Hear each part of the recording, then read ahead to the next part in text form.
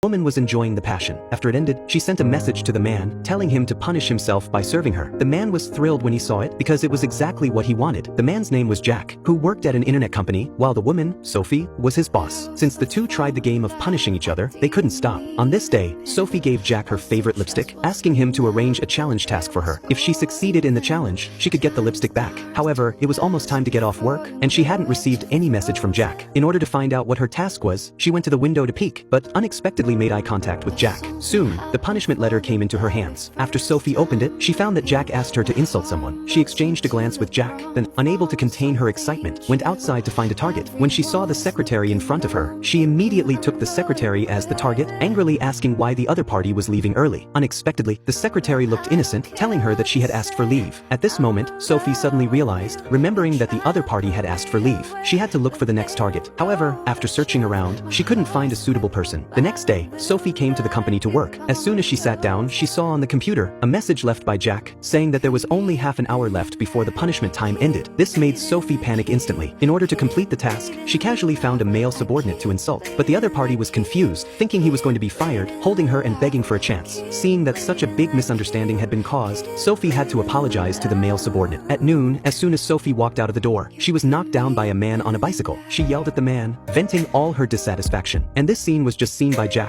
who was surprised by her explosive power. Just when Sophie thought she had failed the challenge, Jack handed her the lipstick, informing her that the task had been completed, and then it was Sophie's turn to issue a task. Unexpectedly, when Jack saw the content, he couldn't sit still instantly.